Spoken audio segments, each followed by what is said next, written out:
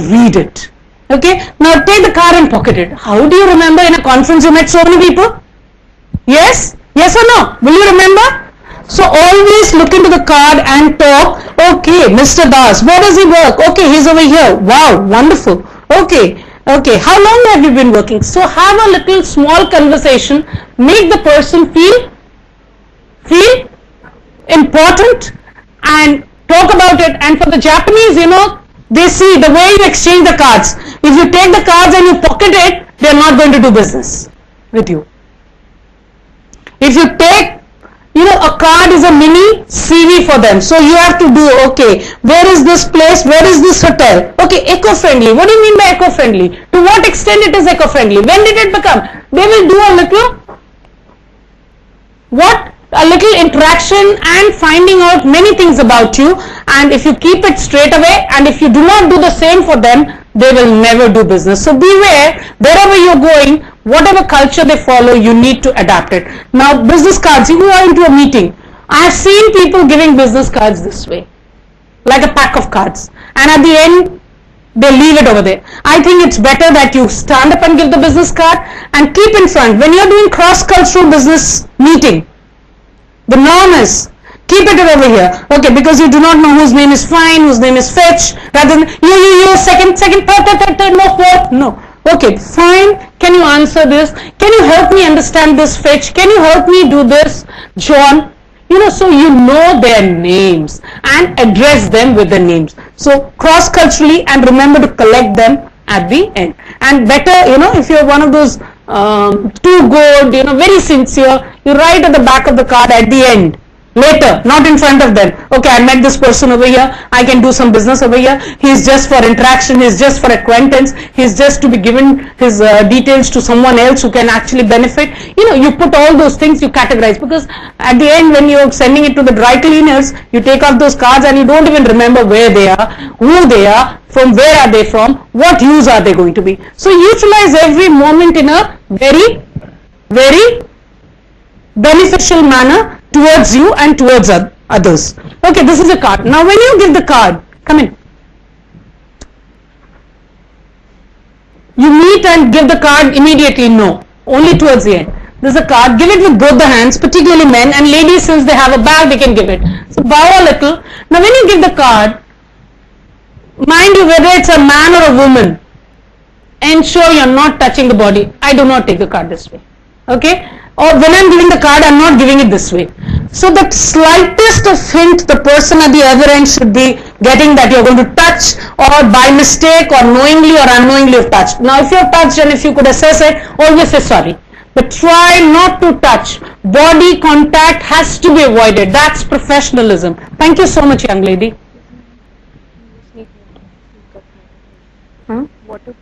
Thank you so much. Okay, we just finished greeting, shaking hands. This is what? Is this shaking hands or getting ready for a fight? Ready for a fight. Who's stronger? Stronger than thy. Introductions, business cards, establishing rapport. At the airport, you're not talking business. Yes? Are we talking business? Sir, abhi hotel chale and then we'll start the meeting. What do you want to do? You want to eat and then start the meeting? The meeting, so many people are ready. Let's go. The flight was late, so let's straight away go to the business meeting. No. Always have safe topics when you're talking, and exercise active listening. Whenever you're greeting, let there be eye contact, one-to-one, not looking at the person who's more attractive standing next or behind. Yes, do not look down at the dress, and particularly do not say a wonderful coat or a wonderful dress. Please, even if the dress is so stunning, do not say that while greeting. Is that clear? Okay, and eye contact, and 1, 2, 3 thumbs maximum, that's it. And do not ask, I'm sure you must be missing your family, you must be missing your wife. Always have safe topics. I do not know how Barack Obama won here. Don't even talk. Safe topics. I'm sure. How are you? How is the weather? How was the weather out there? I'm sure you're going to find it a little more warm over here. I hope you're not hungry. Okay. We have lined up some Indian restaurants for you. Those little topics. But for the Arabian guest, talk about food, talk about drinks, talk about the sightseeing post business, they're going to be more wonderful because they think that you're more hospitable. It's like your guests are coming, your cousins are coming in, and you're all going to schools. You hate it, na? Your parents should have decided it. In the weekends, let the cousins all go out, let's party, but but parents are like that, ki, no, you have to go to school.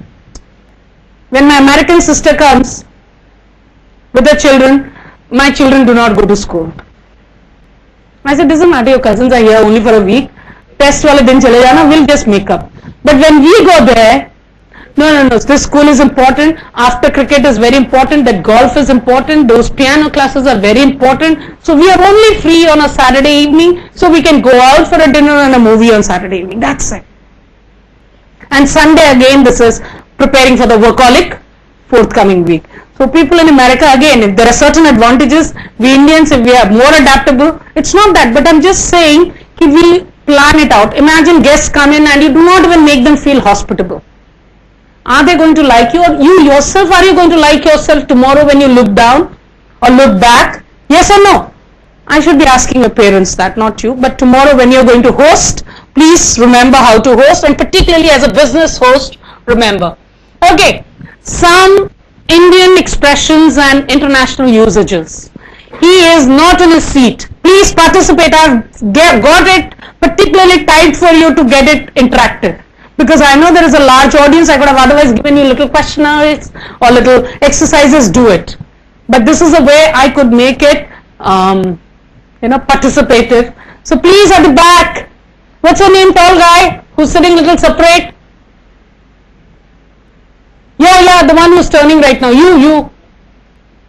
What's your name? I can't hear you, mic de dijiye unko. Sanchit, you were over there that time and now you're here. Okay. Last. There. The one with the glasses. Yes. What's your name? Give the mic. Give the mic to him, please. Let there be towards the end, be one mic over there. Okay, tell me, he is not in his seat. How would you respond to this? We know the English language, but still cross-culturally, English is a borrowed language. How would you respond to that? Quick. That's a no. What's the correct international usage? Put the mic or pass on the mic to someone who can say. Next. Respond something, only then I'm going to say it's yes or no, correct or not correct. I'll help you to make it better. Come on, participate. Ma'am, he's on leave. Hello, I want he's not in his seat. What would you say? That is a wrong one. We say he's not on his seat. What is the right one? Ma'am, he's on leave. He's on leave is again a no sentence after this. Can't you see this? He is not in his seat. Pass it on. I want a correct answer. If you cannot participate, what's the point me being over here? I fail as an instructor. Pass it on. Take the mic with open arms.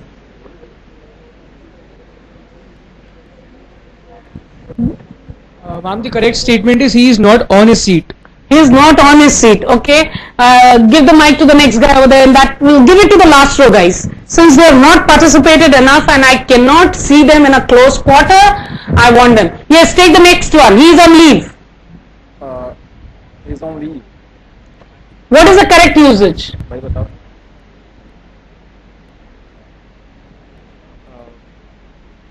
You're still thinking, give it to someone who's thought about it. Come on, pass. How do we manage time? Ma'am, the correct sentence is he's on a leave. He's on a leave, okay. On a leave, okay. He's on tour. Next. Come on, next, please. He's on tour. What is the correct international usage? He is on a tour. He is on a tour. Okay, next.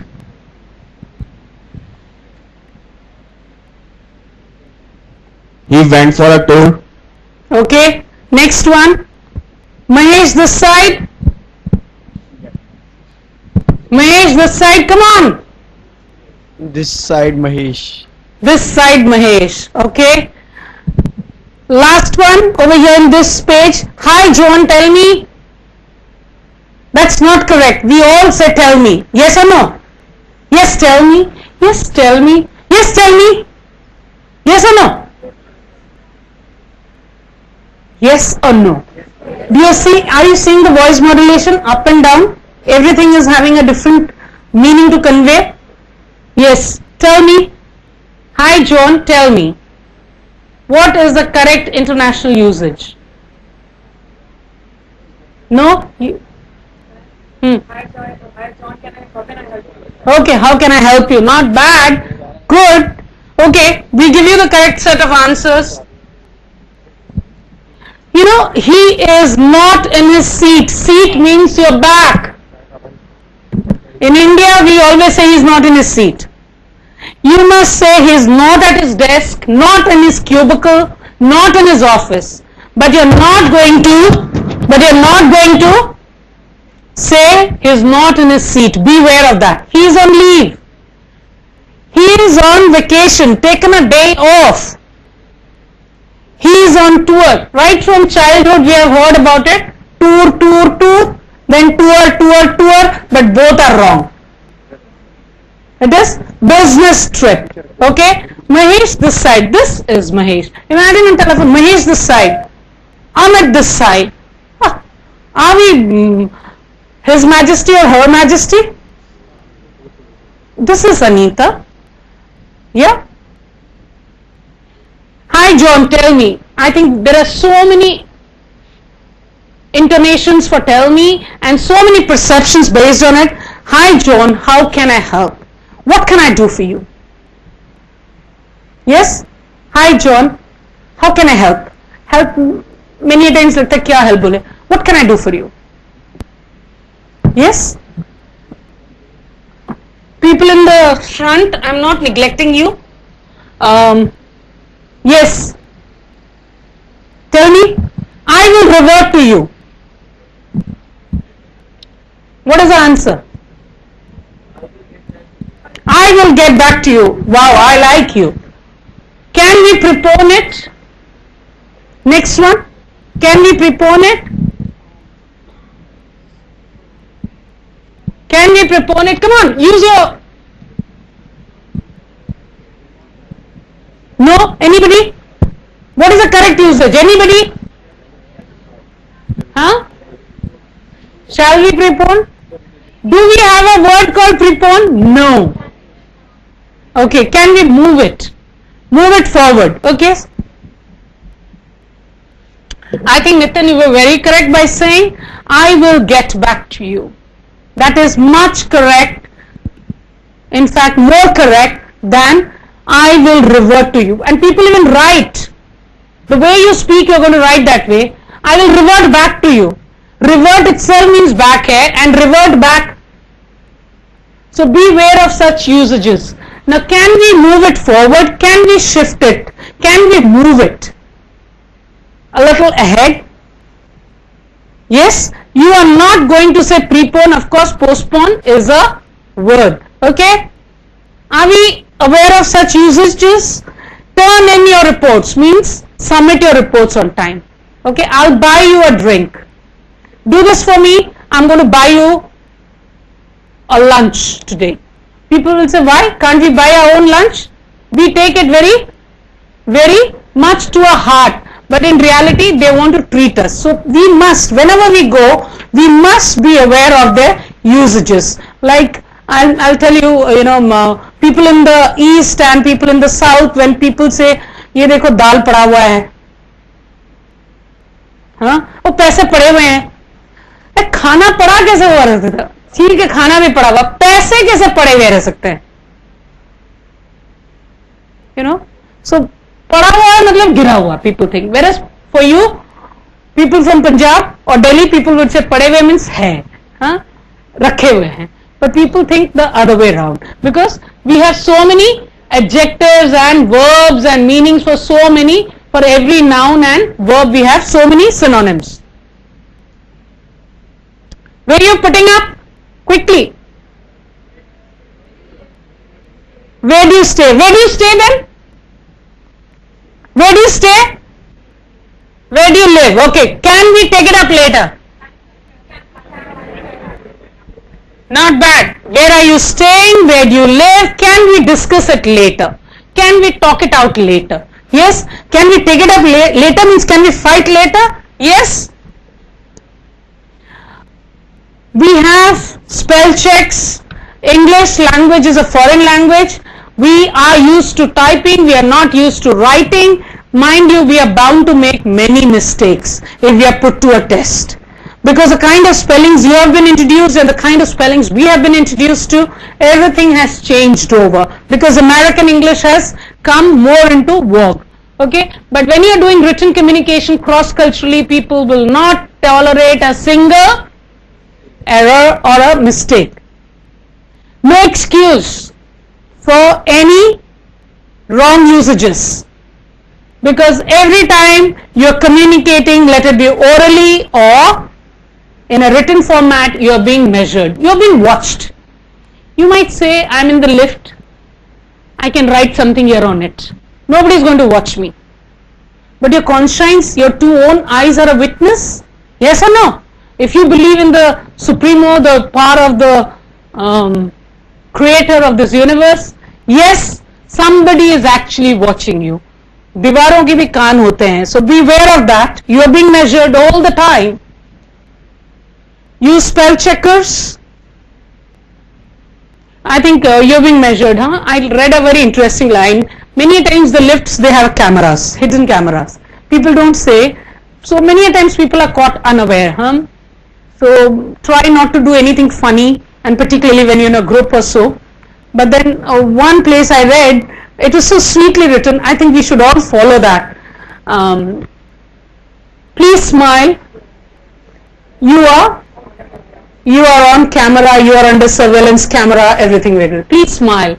Give your best smile because you are being clicked by the camera. So come out with something very interesting that people also give you a wonderful smile, and they are also on their guard. So remember, always warn people beforehand before firing them. I'm touching many other tips, but then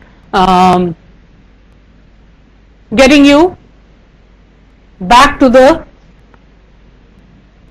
use bold, underline features to make letter more visually appealing and easy to follow. Use headings, paragraphs, however short. Always remember you're writing an email, so clumpy one paragraph, IV, and writing like SMSs, do not do that. Even in an SMS, do not write PLS, tomorrow is TMR, tomorrow is 2MR, 2 numerical 2. So beware of that. Now meetings. Meetings is very important, particularly cross-culturally. You know, when people conclude things, they try to do it on a face-to-face business meeting. Yes or no? So whatever tie-ups you have and foreign collaborations you have as an institute or as an organization for joint venture, you are writing, connecting, talking through telephone, having a Skype connection, but yet there is either people travel from west to your place or you travel to their place. There is a delegation which goes and they sign a MOU kind of a thing or a joint venture agreement. Whenever there is a meeting, there is an agenda which needs to be circulated. There needs to be the minutes which should be given within the 24 hours. Quickly, some of the key norms. Be punctual. Yes or no? Okay, I have this. Be punctual. Come prepared to the meeting because the agenda has been circulated. Listen and participate. We talked about in the beginning active listening. What is active listening? If you are participating, or if your listening is categorized as active listening, you are participating. Yes? So how many types of listening are there? We did a checklist on listening because if you are listening well, cross-culturally, you are accepted very well. So tell me, how many types of listening are there? Come on, class. Active is one, we know. What is the other one? Passive. Wonderful. What is the third one? What is the fourth one? What is the fifth one? I have given you clues. Tell me. Tell me, do. That's a song. Huh? Dormant listening. Okay, I'll tell you. The first one is, you can take a note of it. You'll not find it in your books. Ignorant listening. You're physically there.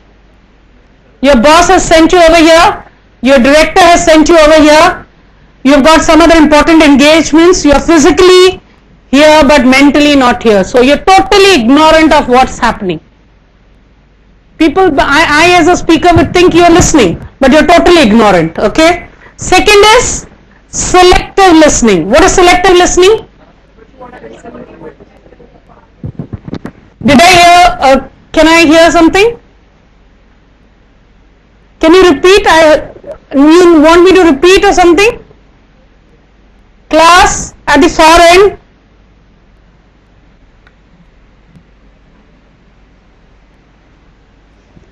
As an instructor, I can walk down, but I thought if I trip, I'll not be able to continue with the class. Forget continue walking or not. I'm honored to have overwhelming participation, but if you are not going to interact, I'm not going to like it. This is a disadvantage of technology. Okay, tell me, what is selective listening? Yes. Yes, selective listening, very correctly put. Whatever we want to listen, we listen to that. Whatever is of interest to us, we listen to that. We do not listen to other things. It's sports. Oh, I hate sports, so I move out from the Doordarshan news. Or it's politics. I am not interested in politics, so I will not listen to that discussion. Okay, so you are only listening to something which is very, very important for you or of interest to you. And second, how many channels do you have? Do you watch all the channels? Do you watch all the news? Do you read all the newspapers? No, you are very selective about it. One, you don't even have time also. Okay? Third is passive listening. Look at the order, the way it is going. You are zero in listening first. Second, you are nil. Then this is your level of listening. Then this is your level. It is ignorant listening, selective listening, passive listening. You are very much there mentally and physically, but then you are not participating. Backbenchers, can I think the same about you? I'm not putting you in selective category. Then it is active listening, where you listen and you participate. Yes, there is a proper communication happening, an exchange process, two-way process is happening. What next? What is the fifth type of listening? What is the fifth type of listening? Empathetic listening. I told you in the very beginning, when you are there with me in the class, at some point of time, if you're there with me, I will only speak half a sentence and leave it for you to fill it up. So if you've been an empathetic listener, you would very well tune yourself to the wavelength of the speaker, and you are able to fill in the gaps and you know what words are coming next. It's stepping into the shoes of the speaker and practicing empathetic listening. So you're not only participating, you're going beyond that. Now, it's not a session on empathetic listening, because empathetic listening is again a workshop where you need to really tune yourself. At one point, I can draw one conclusion. The way majority of us do ignorant listening, even majority of us cannot do empathetic listening. Even if you say I'm a good listener, practicing empathetic listening is next to godliness. Yes, it's like as good as ignorant listening. If you're totally nil, over here. In empathetic listening, you're totally full. Do you see this? There is so many windows. Here is only one dot. So many dots can be filled in empathetic listening. Okay, we come back to the mainstream. Whenever you are in a meeting, stay on the agenda. Do not move on. I am trying to come back always, every time I give you an example, coming back to the agenda. Yes or no? Avoid side conversation. Yes, the lady in yellow t-shirt. That's a beautiful t-shirt. So whenever you are into a meeting, one little side talk is accepted, but not always. Do not cut off people and barge in. Present with visuals. Take notes, especially on action items. Cross-culturally, please take notes. Many a times do not, and always conclude a meeting. There is one more slide on meeting. Do not talk over each other during a meeting, at best a whisper. Yes, talk slowly, clearly, directly to the point. When it is your turn to speak, do not start barging in. You know, like I ask you a question, you go to a foreign country classroom, if everybody starts speaking, the speaker will never listen to you. Not even respond to you. But if the speaker is listening to someone and you try to say something from side, they will just not listen. They will ignore. They feel that the person will automatically, by being ignored, will learn. But we say, hey, what, yeah, that speaker never, I had a great point. That's a point he again repeated, but he didn't listen to me, I was trying to tell. So be very alert to couple of things. Be careful with technical jargons and acronyms. Be audience oriented. Body language, we talked about non-verbal communication in the beginning. Yes or no? The way you sit, the way you talk, the way you pay attention, the way your hands are there. Yes? The do's. Open posture. Please do not sit with crossed hands. I'm glad I made you guys open your notepad and pen. So otherwise, half the janta would have been sitting with crossed hands. That says you are closed, you are not open and positive. Look directly at the speaker without staring. That's a sign of receptivity. Smile, it's a sign of friendliness.